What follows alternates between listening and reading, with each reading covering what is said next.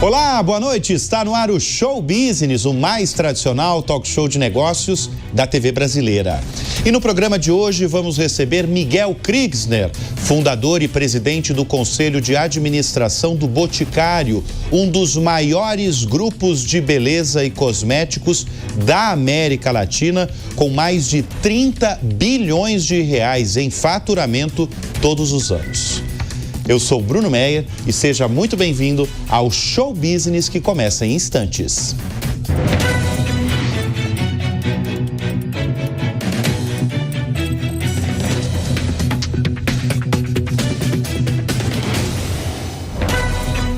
Ele é formado em farmácia e fundou em 1977 o Boticário, um gigante brasileiro de cosméticos e beleza com 4.000 lojas e diferentes marcas espalhadas em quase 90 mil pontos de venda no país, além de unidades em outros 15 países.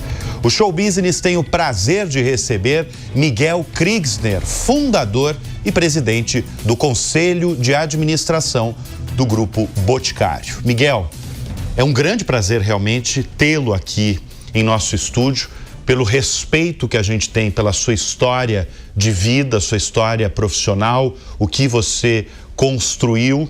E é um orgulho também porque a gente sabe que você dá raríssimas entrevistas. Mas para começo de conversa, na sua avaliação, o que foi mais determinante para aquela farmácia de 3 andares no centro de Curitiba ter se tornado uma das maiores empresas de beleza do mundo? Bom, primeiramente, né, Bruno, eu agradeço essa possibilidade de contar um pouco da nossa história no teu programa. E diria, né, que muitas coisas aconteceram muito rapidamente na história do Boticário, e uma delas, com certeza, é a perseverança, né? A perseverança da gente ter um propósito na vida e se deixar conduzir por aquilo. Então, o Boticário, né, que começou com uma pequena farmácia, numa rua secundária, acho que você conhece, né, Rua Saldanha Maria, em Curitiba, ter se tornado, assim, um dos maiores expoentes, né, dentro da área que trabalha. E como empresa brasileira, né, de sócios brasileiros num mundo dominado por grandes multinacionais, para nós é uma alegria muito grande poder mostrar que a bandeira verde e amarela, né, abriu um espaço dentro dessa área da cosmética, da perfumaria, que é dominada basicamente por grandes multinacionais. O grupo hoje, o Grupo Boticário, ele fatura 30 bilhões, né? Cerca de 30 bilhões de reais por ano e tem diferentes marcas e canais. Hoje, qual que é o carro-chefe de vocês? O carro-chefe é a marca O Boticário, né? É a menina dos olhos, né? É claro que as outras filhas são importantes. A gente considera cada marca que nem um filho que vai se desenvolvendo. Mas o Boticário é a marca que nos trouxe até aqui, né? Uma marca que hoje está presente em 4.000 lojas espalhadas no Brasil e através de um sistema de venda direta hoje que mais ou menos tem 2 milhões de 100 mil revendedoras espalhadas pelo Brasil inteiro. Em tudo que é lugar do país tem uma vendedora do Boticário. A capilaridade é muito grande. Mas se a gente falar de produto, hoje o que mais vende? É perfume? Hoje o grande, quer dizer, o grande asset do Boticário é a perfumaria, né? Perfumaria. Então, mas na verdade o Boticário conquistou seu espaço através da perfumaria, criando, né, uma perfumaria totalmente voltada para mulher e homem brasileiro, né, com todas as suas particularidades e os seus gostos. Aliás, eu quero trazer aqui para o nosso público, você lançou no ano passado este livro, que é uma aula de empreendedorismo no Brasil. Ele é a essência de empreender, como foi construído o Grupo Boticário, um dos maiores ecossistemas de beleza do Brasil, que, aliás, recebeu nas últimas semanas o prêmio Jabuti, né? Foi semana passada. e que foi uma alegria, né? Porque através dessa obra nós conseguimos, né, mostrar todo o desenvolvimento da nossa companhia e através de uma leitura gostosa, né? Uma leitura agradável que a gente conta os principais lances da nossa caminhada. A gente estava falando de perfume, né? Que perfume é o que mais vende hoje no Grupo Boticário. Em certo trecho aqui do livro, A Essência de Empreender, você fala o quanto foi importante, talvez fundamental para você, desde criança, adolescente, estar perfumado. É isso, Miguel? Acho que você leu tudo, hein? Eu li, claro que li, para fazer essa entrevista. Mas é verdade, eu acho que desde a época da adolescência, eu sempre gostei muito da perfumaria. Acho que o perfume tem uma magia, né? Que é como você, em parte, consegue estender a tua personalidade e demonstrando aquilo que você é.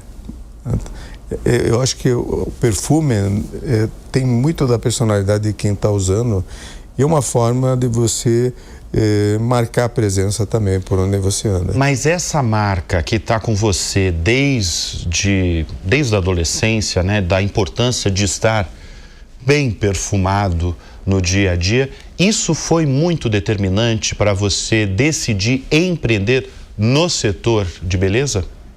Você veja, a gente começou com a farmácia de manipulação, onde o grande trabalho era inicialmente um trabalho em cima de receituário, né?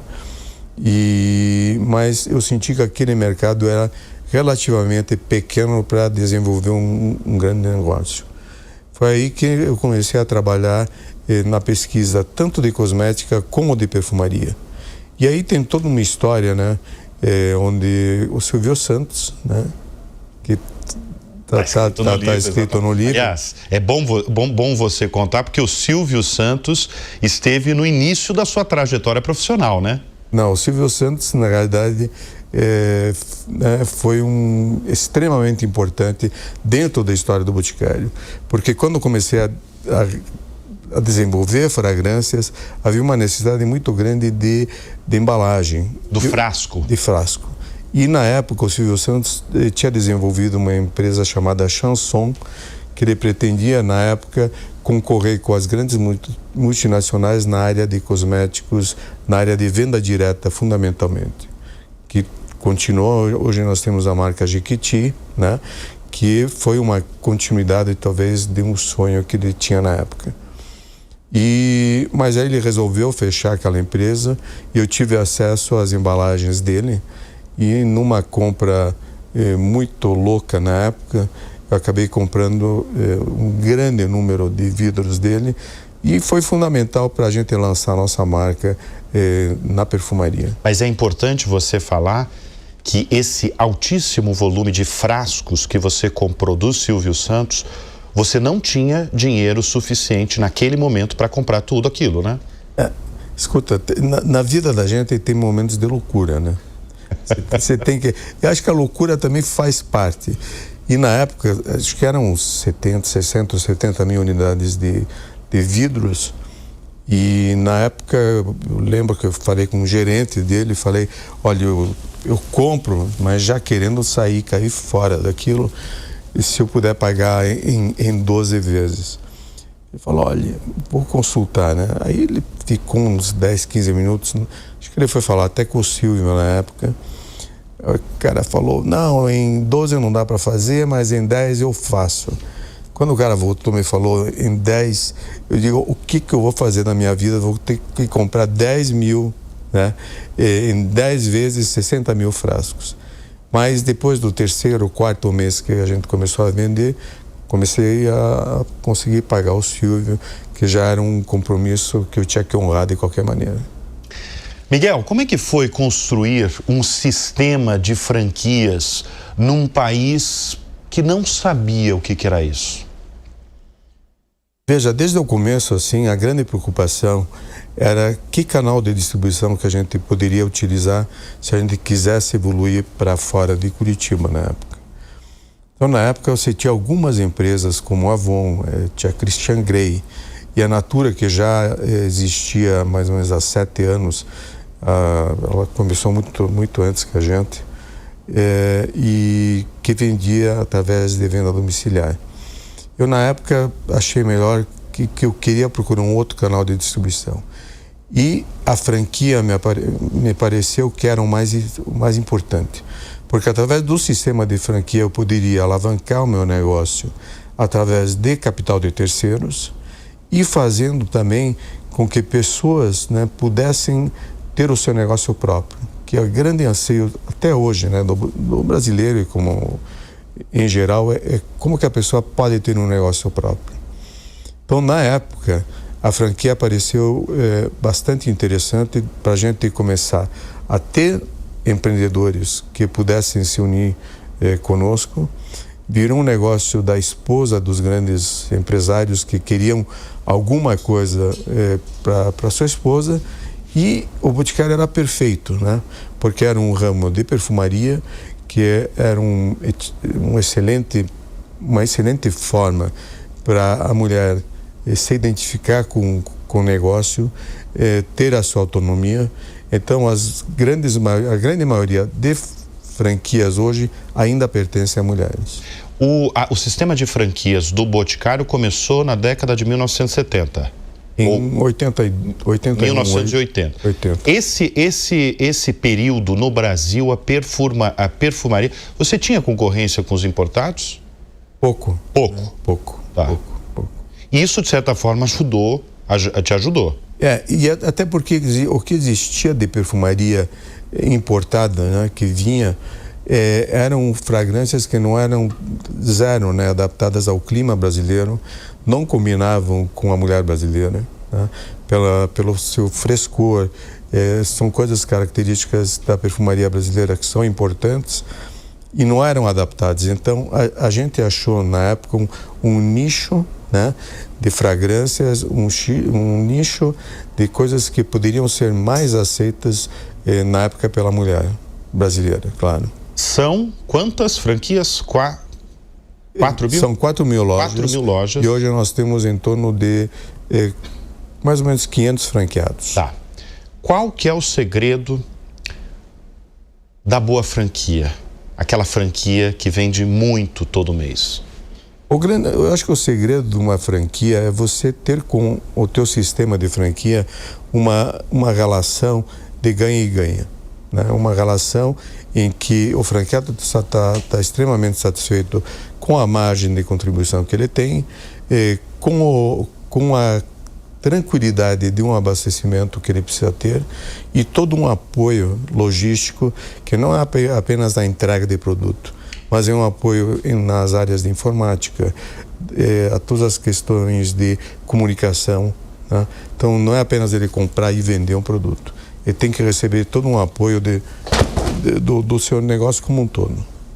Você escreve no seu livro uma frase aparentemente simples, mas muito impactante, que foi: o Boticário foi a melhor coisa que você fez na sua vida. Qual que é o peso do planejamento, Miguel, nessa história de sucesso? Foi tudo planejado ou não? Absolutamente. Se eu pegar os primeiros 20 anos do Boticário, na realidade, a questão do planejamento, é claro que ele existia para uma série de coisas que nós fazíamos, mas é difícil de você planejar a médio e longo prazo dentro de um negócio dentro do Brasil. O porquê? Devido até às questões da própria economia, em que você tem as variações, né, que muitas vezes não permitem você ter planejamentos de longo prazo. Em muitos momentos, a gente tinha que olhar e dizer: vamos embora, né? Vamos embora, porque isso aqui tem que funcionar, e graças a Deus sempre funcionou, né? Mas muitas vezes você não tem todas as informações que você precisa para um planejamento extremamente cartesiano. Hoje mudou, né? Hoje em dia, devido ao próprio volume de negócios, então o nosso planejamento é de milímetros, né? Você não pode ter erros aí, que cada erro são milhões que estão em jogo, né? Ao longo da sua história, mas sobretudo no início ali da sua história, na construção do Grupo Boticário, você teve uma quase obsessão atrás da melhor fragrância, né? A fragrância, o cheiro do Brasil. Você descobriu logo cedo qual que é o cheiro do Brasil? Você pode trazer para a gente até hoje qual que é o cheiro do Brasil? O cheiro do Brasil, fundamentalmente, se você analisar, e está na primeira fragrância que a gente lançou, né? É um cheiro da Aquafresca. A Aquafresca foi a primeira fragrância e, aliás, o Boticário alavancou uma grande parte do seu crescimento logo no início através de uma fragrância que fez todo o sucesso, e era uma fragrância fresca, agradável, ela é ainda, né? Não vamos falar de passado, mas que ela agradou de cheio, assim, pela sua sofisticação e seu frescor. Então, acho que você me falou qual a fragrância que fez o Boticário, posso te dizer que foi a Aquafresca. Aquafresca.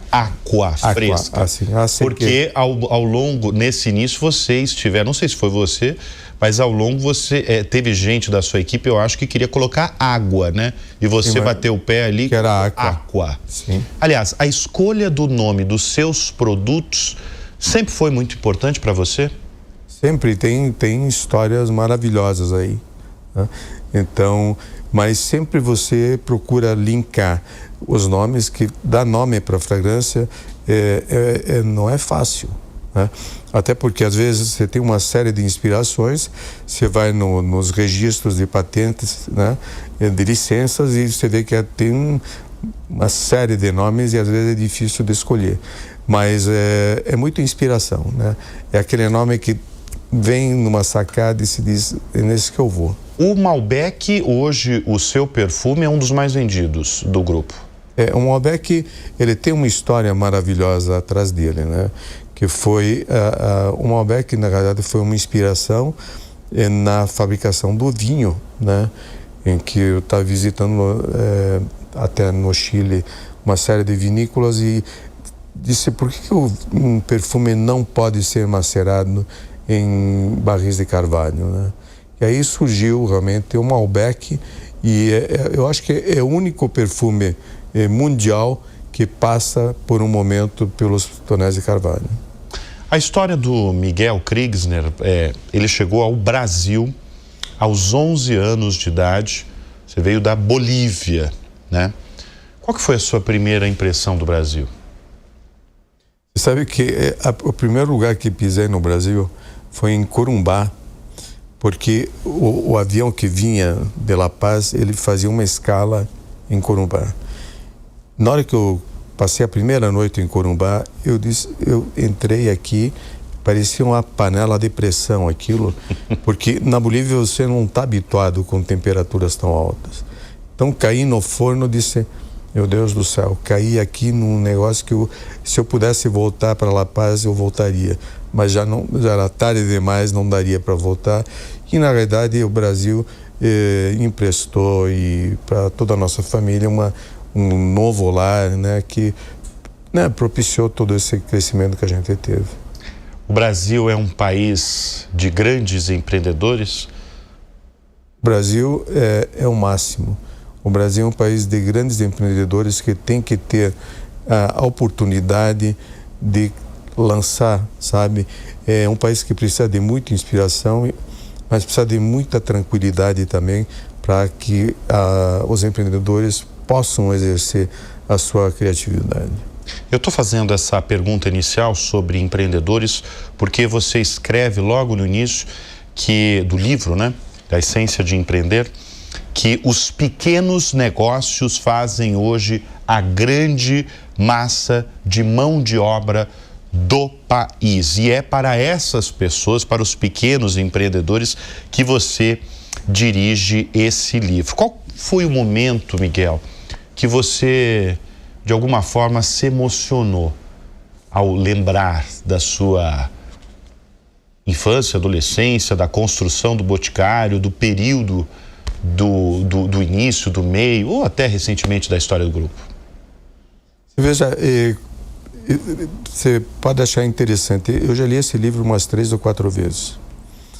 Porque é interessante quando você começa a reviver a tua vida, reviver a tua história através de uma obra como essa aí que foi feita. E foram muitos momentos, né? Foram realmente muitos momentos em que foram extremamente mobilizadores dentro da minha vida, entre fatos na minha vida pessoal e na minha vida empresarial também. É interessante como essas coisas acabam se misturando, né? Porque é difícil dizer isso aqui é empresário, isso aqui é o Miguel. Essas coisas se misturam, né? Numa empresa que vai fazer 50 anos de vida, eu passei a grande parte da minha vida envolvido dentro do meu negócio. E continuo lá ainda com muito prazer, né?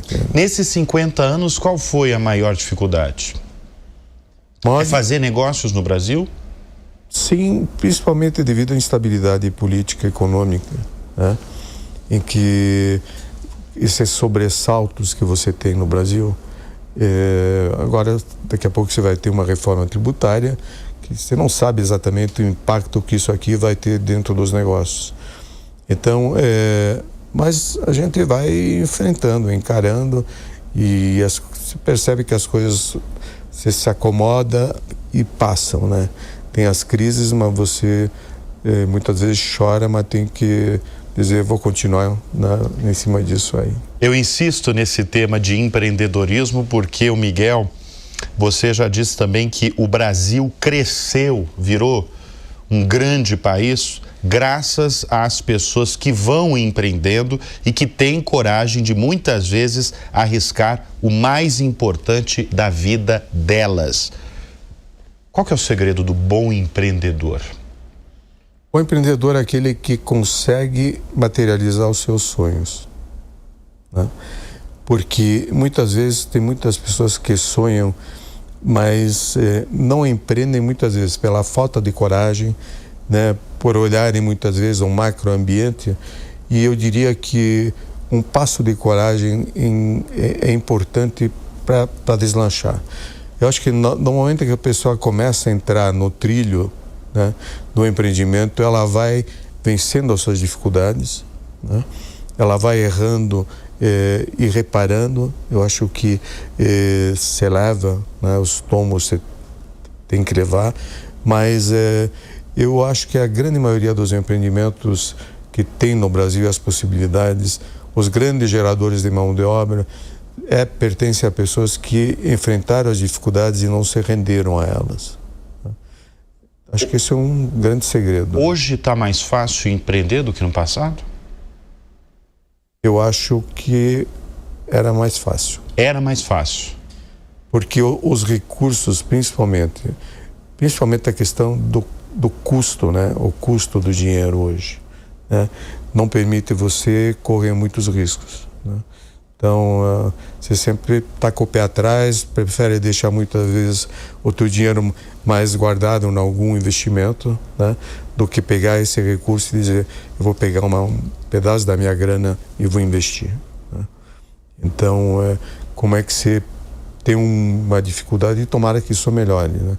Porque o Brasil precisa cada vez mais de número maior de empreendedores que são os grandes geradores de mão de obra, coisas que esse país precisa muito, né? Bom, como eu apresentei o Miguel Kriegsner a vocês, além de fundador, você é presidente do Conselho de Administração do Grupo Boticário. Você tem como é que é o seu perfil como gestor? Você é aquele que gosta de delegar tarefas, prefere tomar as decisões para você? Eu vou te falar o que dizem, né? Porque... Pode falar à vontade. Não, porque eu acho que eu não sou centralizador, já fui mais, tá? Uma evolução me mostrou que descentralizar é muito melhor, né? E é muito bom quando você consegue escolher os teus pares, as pessoas que estão trabalhando, e você consegue ter uma relação muito transparente com as pessoas, né? Então hoje eu conto, né, com uma equipe de presidente, de vice-presidentes, de pessoas altamente capacitadas, nas quais existe um diálogo muito honesto, muito transparente. Então fica muito mais fácil você descentralizar as atividades de uma empresa. Agora tem coisas pelas quais eu pessoalmente sou mais apaixonado, né? Eu gosto muito da parte de comunicação, gosto muito da parte de criar novos produtos, né? Gosto de fábrica, de equipamentos. Então são algumas áreas em que eu me identifico mais e acabo dando às vezes um palpite, entende? Você, nos últimos anos, você teve oportunidade, e não só oportunidade, você teve poder para escolher CEOs ao longo da sua carreira. O que é um bom CEO? Bom CEO, vou te dar, nós temos o primeiro, único, né, que é o Fernando Muder. É uma pessoa... O atual CEO, né? O atual CEO, né? Ele não é da família, é o primeiro que não é da família. Se eu considerar o Arthur é meu sócio e foi CEO durante uma época. O Arthur Grimbaum. Arthur Grimbaum, né? Que Arthur é meu cunhado, né? É um cunhado que eu amo de paixão, porque ele é realmente um companheirão em tudo aquilo que a gente construiu junto. Agora, um CEO que não é da família, o Fernando Muder, que é o nosso CEO atualmente, que está há 26 anos dentro da companhia e que a gente foi seguindo os passos dele desde o primeiro dia que ele entrou. Então, um bom CEO é aquele que tem uma relação muito próxima com o conselho, né? Com os acionistas da empresa e tem uma liberdade de fazer e também uma capacidade de ouvir, né? Então não é um CEO que vai lá e impõe as suas coisas. É um CEO que discute e tem toda a liberdade também de tomar suas decisões. Mas essa harmonia é uma coisa que muitas vezes a gente não encontra em muitas empresas. Eu estou lembrando de uma história que está escrita aqui no livro, que diz o seguinte, que sempre que quando você contratava alguém, você ligava na loja e se passava por um cliente só para ouvir como apresentavam o seu produto. Isso é verdade. Você fazia isso mesmo? Fazia. Não, e fazia, muitas vezes eu era o cliente oculto, né? Que não era todo mundo que conhecia a minha cara. Então, talvez nem a sua voz, né? Não sabia. Então, em muitas lojas eu ia e ficava perguntando e tentando identificar, né, se aquela vendedora era boa, se o gerente daquela loja sabia como conduzir o negócio. Então, e é muito bom. Quando você não gostava de uma apresentação do produto, o que você fazia? Eu acho que dava principalmente um feedback para a pessoa. Tá? Porque eu acredito que o grande segredo é como você dá feedback para as pessoas, né? Tem pessoas que às vezes precisam de um toque e alguém que chame a atenção, não do ponto de vista da autoridade, mas que possa chamar a atenção de algumas particularidades da pessoa que podem ser corrigidas para que ela consiga desempenhar melhor a sua função. Tem algum segredo da boa venda? A boa venda é você vender aquilo que você conhece, né? Saber o momento em que o teu consumidor também ele está disponível para venda, para compra, desculpe, né? Para compra, porque tem pessoas que, por exemplo, entram numa loja e ela entra para conhecer o produto. Ela, naquele momento, muitas vezes, ela não está a fim de comprar. Então, como que você acaba cativando aquela cliente, não tentando empurrar um produto para ela, mas sim ouvindo? Na próxima vez que ela passar num shopping, ela vai lembrar da pessoa e daquela loja para dizer, sabe, eu fui super bem atendido para lá, vou comprar o meu presente que eu estou querendo. Você já declarou que é muito difícil e que você respeita muito nas organizações a cultura de uma organização. Afinal, qual que é a cultura do Boticário? Veja, eu acho que uma cultura, às vezes eu falo isso, né, e não é uma frase minha, do Philip Kotler, que diz, né, que a cultura come a estratégia no café da manhã. E, na realidade, a cultura de uma empresa é dela ter muito bem definido qual o propósito dela. né? Então, o nosso propósito como organização é que, através da beleza, a gente realmente gere transformação. Uma transformação nas pessoas, uma transformação na sociedade em que a gente tem inserido, porque aí realmente que a coisa realmente começa a tomar gosto. Porque se você passa através de uma empresa e você não gera uma transformação nas pessoas que trabalham ali, né, nas suas vidas, né? Então, eu não quero que o pessoal que trabalha comigo, estou trabalhando aí para o Miguel. Não, estou trabalhando ali porque essa organização está transformando a minha vida. Aí que eu acho que vale a pena, e você faz um trabalho social e você gera, né, um país mais justo, um país mais sociavelmente equilibrado. E o papel de uma empresa é exatamente esse, né? O papel de uma empresa é o que ela agrega para um país como o nosso, dentro das dificuldades que esse país tem. Então, um empresário aqui, que muitas vezes não é valorizado, tem um papel fundamental de transformação dentro dessa realidade que a gente vive hoje. Você está falando dos empresários, a gente tem uma audiência extremamente cativa entre os empresários brasileiros. Você mora em Curitiba, você fundou uma das maiores empresas de beleza da América Latina e se manteve relevante, se mantém relevante ao longo das últimas décadas. Hoje, como é que você avalia o ânimo dos empresários no Brasil? Eu acredito que o ânimo é um pouco desanimado, né? Porque o empresário brasileiro, ele precisa de mais estímulo, né? Ele precisa de menos imposto, ele precisa ver que o seu trabalho ele está alimentando muito mais do que apenas uma máquina que muitas vezes não traz o retorno que precisaria. Então, eu acho que o empresariado brasileiro precisa de um ânimo, precisa de um incentivo maior, precisa de uma compreensão da qualidade de coisas que ele traz para o país. Eu acho que dá para melhorar muito bem isso. Olha só, são quantos funcionários, Miguel Crivo? Hoje é 22 mil. 22 mil funcionários. Diretos, né? Diretos, exatamente, então, além das franquias. Então você pode considerar, né, que imagine 4 mil lojas, né, o que isso gera, né, em termos de mão de obra direta.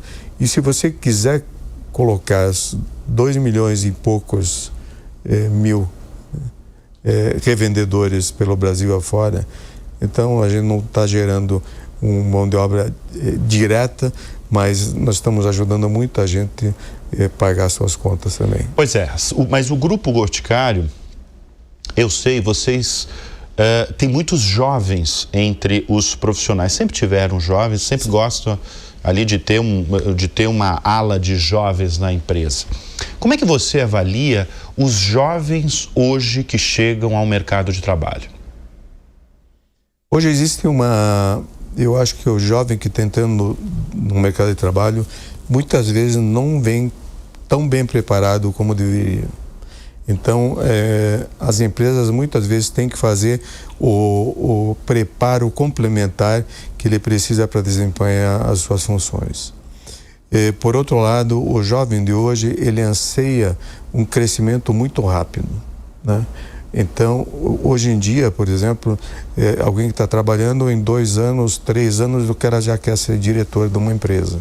Então, eles não dão o tempo necessário para evoluírem dentro do trabalho que fazem. Então, você tem muito jovem que fica pulando de um lado para o outro. De empresa para empresa. O que você não cria raízes, o que não é salutar, né? Então, é importante ficar e crescer dentro de uma empresa e evoluir dentro daquilo que uma empresa pode oferecer. Vou ser polêmico agora com essa pergunta, hein? Para você, qual que é o melhor modelo de trabalho? O presencial, o híbrido ou o remoto? Eu gosto muito do presencial, vou te falar a grande verdade. Entendo muito bem o trabalho híbrido, né? Mas com o trabalho híbrido, eu tenho a impressão que você, muitas vezes, perde um pouco o controle. Perde o controle porque, às vezes, o trabalho presencial, ele cria, né, uma ligação muito maior entre os colaboradores e cria um lado de amizade e de amor pelo próprio. Quer dizer, um pelo outro, pelo próximo. Que no trabalho híbrido isso fica a desejar. Naturalmente, você tem funções dentro de uma empresa em que o trabalho híbrido funciona muito bem, mas o presencial é fundamental. Eu estou vendo aqui o livro, né? A Essência de Empreender. Esse nome é maravilhoso, né? Estou vendo aqui os frascos. Tati é o nome de uma das suas filhas. Você tem a Tati, Tem a Tati, a Anne, você tem a Aqua Fresca, onde tudo começou. Sim, e você tem a Cecita, que é a Cecília, que é minha esposa. Ah, você tem as 3 mulheres da sua vida, então. Não, mas elas que mandam na minha vida. Quer dizer, a Cecília é sua mulher, a Tati e a Anne, as suas filhas. Sim. Então, você tem que se render. E elas que realmente mandam, né? A Cecília, que é minha companheira de toda uma vida aí, possivelmente é a maior conselheira da empresa. E todo mundo tem que ouvir. Desde o começo lá. Desde o começo. Desde antes da farmácia. Sim. Sim. Ela foi minha estagiária. A Cecília foi minha ela foi sua estagiária? Foi. Lá da farmácia? Pode casar com estagiário. Você é a prova aí que pode casar com estagiário. Pode, não tem. Bom, a Tati e a Anne são as suas filhas. Quais são as lições, as maiores lições que você passa ou já passou para suas 2 filhas? Eu acho, olha, foram várias, né? Mas acho que a tolerância é uma, né? A capacidade de ouvir, eu acho importante, amor próprio, né? Muito, muito importante, transparência, né? E muito amor, né? Muito amor. Elas estão na operação? Elas estão dentro do conselho. Dentro do conselho, tá. Como é que foi a preparação de sucessão dentro do Grupo Boticário? Foi muito boa, porque o Arthur, né, que é meu sócio, e ele foi preparado desde os 15 anos de idade. O Arthur fez tudo desde carregar caixa, né, dentro do pouco tempo depois do laboratório, ele foi fazendo a parte econômica, a parte financeira, ele foi crescendo, né, dentro da empresa até se tornar CEO e vice-presidente. Então hoje ele divide comigo o conselho. Você, além dessas suas funções, né, como presidente do Conselho de Administração do Grupo Boticário, você também criou a fundação do Grupo Boticário, né? Com essa história mais do que notável, né, com essa criação que foi sua, que começou ali do zero, qual o legado que você quer deixar, Miguel? Eu quero deixar um legado. Você está falando da fundação? Eu estou falando de tudo. Não, de tudo. Sabe o que eu citei a fundação justamente porque foi uma criação, uma criação sua também, né? Veja, Bruno, eu sempre achei o seguinte: a gente é jogado num planeta. Todo mundo é jogado no planeta. Você joga ali, você não tem nem direito de opinar se queria ficar ou não. Eu acho que tem uma chance de ser uma alface na tua vida. O que é isso? Deixa a vida passar por você e você não agregar coisíssima nenhuma. Além de consumir oxigênio dentro do mundo. Ou você pode, na tua vida, ter um propósito. No momento em que você tem um propósito de gerar transformação, justificar a tua passagem por aqui, então tudo isso que eu fiz e estou fazendo para mim me traz um sentido importante de dizer, sabe o que, estou passando por aqui, passei por aqui, e no mínimo deve ter, depois que eu for para um outro plano, sabe lá para onde, pelo menos tem uma inscrição bacana, o cara passou aí, fez isso, aquilo, entende? E são muitas realizações. Pelo menos alguém, né? O cara fez isso, entende? São muitas e muitas realizações. Olha só, nós estamos conversando nesta edição do Show Business com Miguel Kriegsner, fundador e presidente do Conselho de Administração do Grupo Boticário. O Show Business faz uma breve pausa e volta em instantes.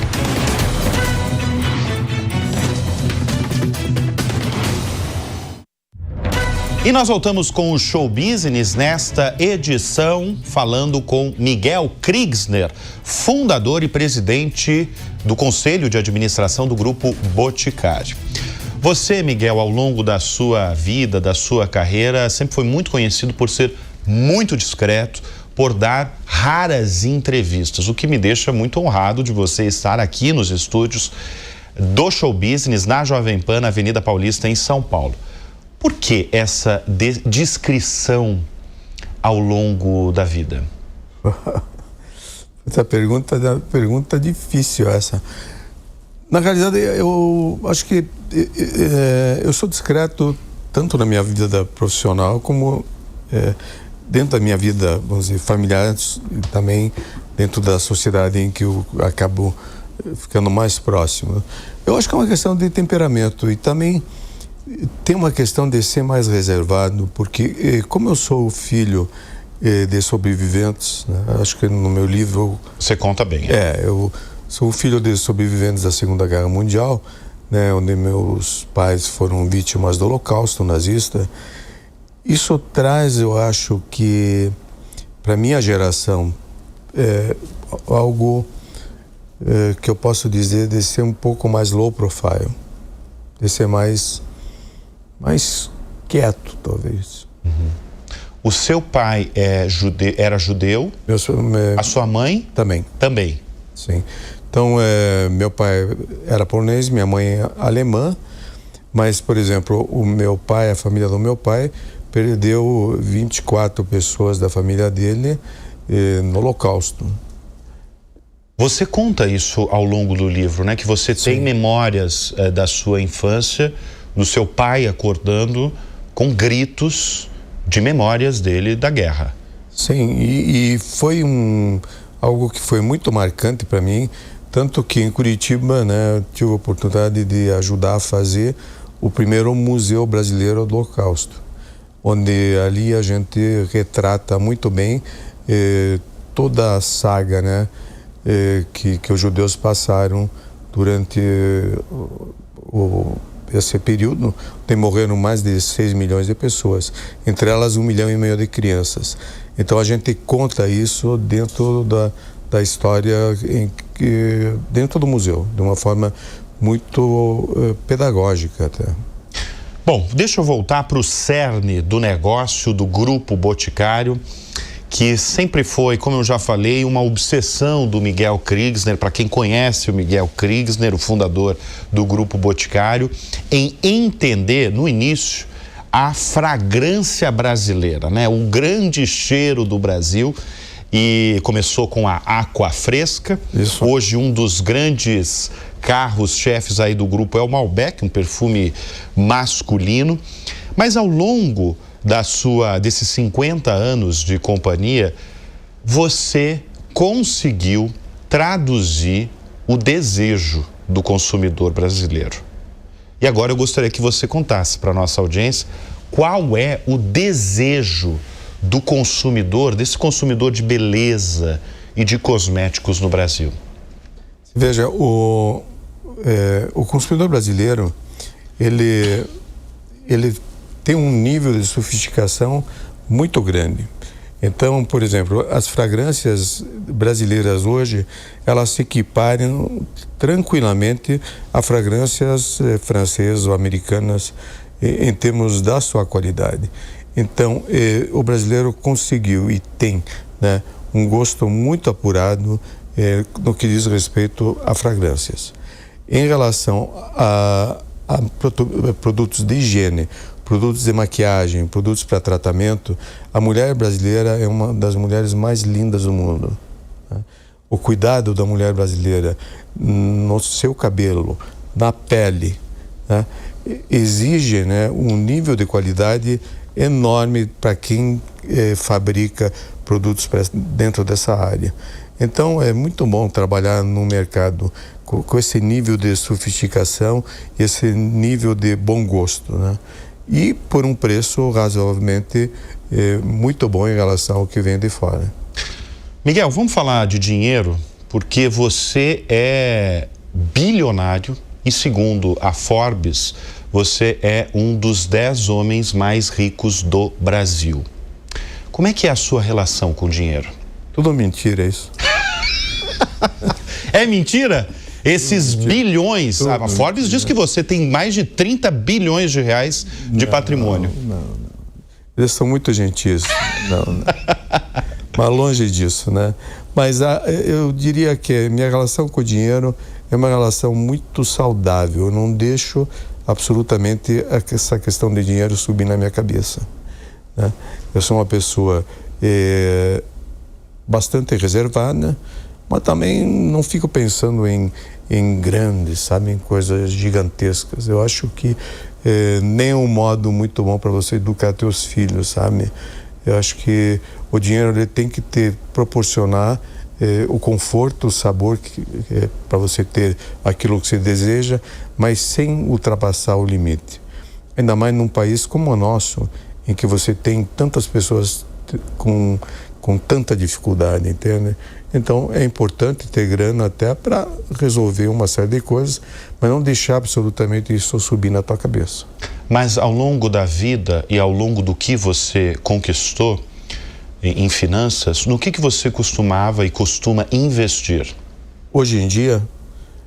hoje em dia ou mesmo nos últimos anos? Eu vou te falar, quase que todo o recurso que a gente consegue dentro daquilo que a gente faz é um reinvestimento constante dentro da organização. Nós fugimos de bancos, né? A gente fica dentro de empréstimos. Existem, claro, momentos em que você tem que recorrer para um empréstimo, mas a grande parte dos nossos investimentos são reinvestimentos dentro do nosso negócio. O que faz com que a gente consiga ter uma empresa muito saudável do ponto de vista financeiro, sem ficar ali sofrendo todo dia pelo juro que está pagando. E hoje ainda é assim?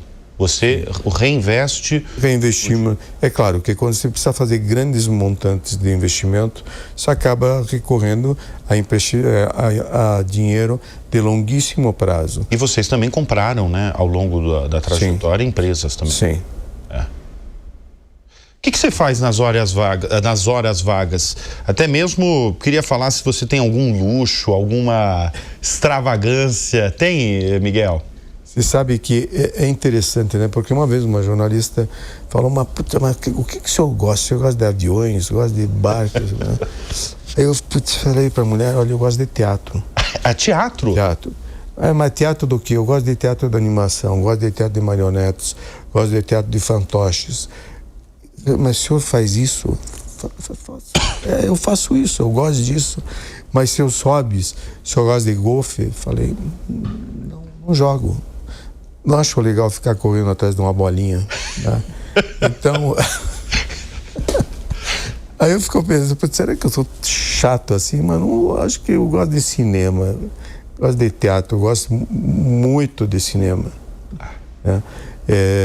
Você tem cineastas preferidos? Tenho. Inclusive, esses dias eu estava pensando, agora com toda essa questão de inteligência artificial, né? Não sei se você assistiu, tem um filme chamado Her, Ela. Isso, sim, lembra? Assisti. Esse cara é de 10 anos atrás. Faz tempo esse filme até. Pois é, mas ele é atual. Se você analisar, ele tinha uma namorada que era a Samantha. Essa Samantha era uma namorada que ele ficava no telefone. quando ele se deu conta que tinha mais 28 mil pessoas que falavam com a Samantha e que era uma namorada de inteligência artificial. E hoje, meu caro, se você analisar tudo o que está acontecendo, a gente não está longe disso. Não, né? Não. Você sabe que também a inteligência artificial, isso nos Estados Unidos, mas aqui no Brasil também, tem uma enorme recorrência de pessoas fazendo terapia, mas também buscando namorada pela inteligência artificial generativa, que é isso que tratava esse filme de alguns anos atrás. Acho que é 12 anos atrás. 12 anos atrás, né? Que a gente olhava e falava, nossa, isso daí será que vai acontecer? Mas você falou terapia. Terapia é a melhor coisa que existe no mundo. Não sei se você já teve um trabalho... Faz? Eu já fiz muito, né? Fiz muita terapia porque para conviver com todo o trabalho que eu vinha desenvolvendo, muitas vezes você tem que ter alguém com quem falar. Eu imagino, né? Então, me ajudou e aconselho a todo mundo. Fazer terapia. Ainda mais hoje, hein, Miguel? Não, é super útil. É. Miguel Kriegsner, por que você acha que deu tão certo na vida? Eu acho que por acreditar naquilo que eu imaginei que poderia me conduzir por um bom caminho, por ter encontrado na minha trajetória pessoas maravilhosas, né? Desde minha mulher, as pessoas que me acompanharam, me acompanham todos os dias. E o importante é você na vida construir essas parcerias, que são parcerias com as quais você pode conversar, né? E confiar. Então, acho que eu agradeço, né? Agradeço a todos os colaboradores né? Porque esse trabalho do Boticário, ele não é meu, ele é meu e de milhares de pessoas que estão no dia a dia trabalhando comigo e confiando naquilo que eu estou querendo fazer. Quando você olha toda a sua trajetória, você olha para trás e vê essa história vitoriosa, o que você fala para si mesmo, Miguel? Que bom. Que bom? Que bom que está funcionando o que funcionou. E eu tenho um orgulho muito grande pela minha história, por aquilo que eu construí. E também através do livro, que eu consegui realmente, através do livro, fazer um trabalho bacana para mostrar que se você coloca um negócio na cabeça, e que eu sou capricorniano, né? Diz que capricorniano ajuda, diz que capricorniano é teimoso, digo que ele é perseverante, né? Mas coloque uma coisa na cabeça, empreenda, vá para frente. E se não der na primeira, vai lá, sacode a poeira, vai outra vez. E vai. Você é muito religioso? Só não, como eu sigo a religião judaica, mas nas festividades. Mais nas festividades. E o acaso na vida é importante, na sua avaliação? Eu acho que existem muitas coincidências, sabe? E existe o acaso. É incrível, à medida que você vai passando, você vê que muitas coisas vão acontecendo. Eu comparo muito, sabe? Às vezes você tem coisas que, na hora que você viu que como elas se juntaram, você vê que, meu Deus, isso aqui realmente tinha que acontecer, mas isso foi acontecendo, entende? Acho que o acaso existe. Qual que é a sua visão, sua ideia de futuro? Você está com quantos anos? 75. 75 anos. Qual a sua ideia de futuro? A ideia é continuar dentro daquilo que estou fazendo. Eu acho que tem muita coisa para fazer dentro tanto da empresa, tanto daquilo que eu quero construir. E também quero que cada vez um número maior de pessoas se encontre, ou se não dentro da minha organização, ou que dentro do meu livro, que elas possam seguir um rumo bacana. E vamos em frente. Teve um erro ao longo da trajetória que você não faria de novo? Sabe que já me fizeram essa pergunta e pode parecer arrogância, mas não consigo identificar. Sabe, assim, alguma coisa que eu disse, puta, que besteira, sabe? Não... Até porque sempre fui muito de ir atrás dos meus sonhos, e se errei, rapidamente eu tentei reparar, sabe? Que eu acho que a pior coisa que existe na vida é você ficar, por que eu fiz, sabe? Deixei de fazer aquilo. São coisas que não funcionam. Eu falei de visão de futuro, né? Você falou que quer seguir, né, no seu trabalho, né? Você tem uma função executiva, né? Presidente do conselho. O seu dia a dia é de segunda a sexta na empresa? Você mora em Curitiba? Moro em Curitiba. Como é que é a sua rotina? Normalmente eu destino a parte da manhã muito a tentar fazer mais ginástica, que eu deveria fazer mais, né? Fazer um pilates, fazer minha fisioterapia, e na parte da tarde, geralmente, ir para o escritório. E o dia que eu não tenho muito para fazer coisa no escritório, eu posso pegar um livro e ficar lendo ali. Mas eu gosto de estar próximo às coisas. A gente conversou nesta edição do Show Business com Miguel Kriegsner, o fundador e presidente do Conselho de Administração do Grupo Boticário. Eu tenho que te agradecer, eu preciso falar isso publicamente, que para mim é uma honra tê-lo aqui, pelo respeito que eu tenho pela sua história de empreendedor, sua história vitoriosa de vida. Eu sei que você dá raríssimas entrevistas. Eu fiz um convite para você participar aqui do programa em um voo de Curitiba a Congonhas. Você imediatamente topou, disse que já assistiu algumas edições do programa e por isso eu quero dizer publicamente aqui o prazer que eu tenho de falar e passar todo esse conhecimento, toda essa história de vida e profissional à nossa nobre audiência. Obrigado, Miguel. Obrigado a você. Obrigado. Super prazer. E olha, muito obrigado sempre pela sua audiência, pela sua confiança. O Show Business vai ficando por aqui e até semana que vem. Tchau.